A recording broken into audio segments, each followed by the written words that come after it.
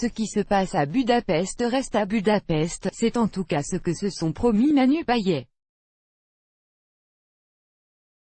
Jonathan Cohen et Monsieur Poulpe dans le nouveau long-métrage de Xavier Jean, bien déterminés à lancer et faire fructifier leur start-up d'organisation d'enterrement de vie de garçon. Les trois compères vont tout simplement retourner la ville éponyme du film.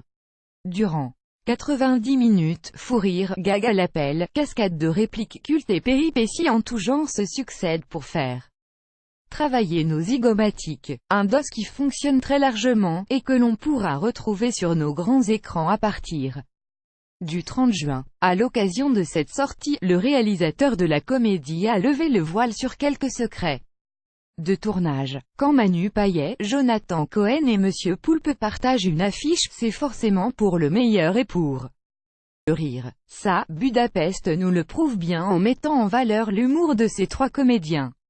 Tandis que le chef d'orchestre des recettes Pompettes la joue plus loufoque que jamais, celui qui passait ses après-midi bloqué sur le canapé. Orelsan et Grinch fait du grand Serge le mytho. De son côté, le maître de cérémonie des Césars 2018 rafle aisément le prix du meilleur pote de la bande et réaffirme son talent. Un casting 5 étoiles donc, qui ne serait rien sans Alice Belaïdi et Alix Poisson, aussi drôle que juste.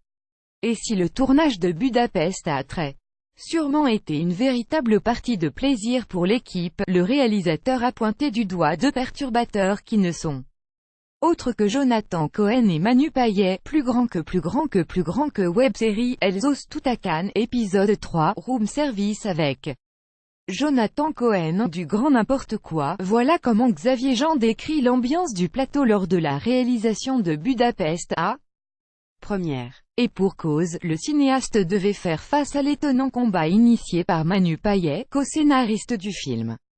Et Jonathan Cohen, c'est infernal de les avoir sur le plateau, rire. Du matin au soir, même entre les scènes, c'est à qui va faire la meilleure vanne, a-t-il raconté avant d'assurer que les deux amis l'ont impressionné. Et ça, c'est pas du mytho.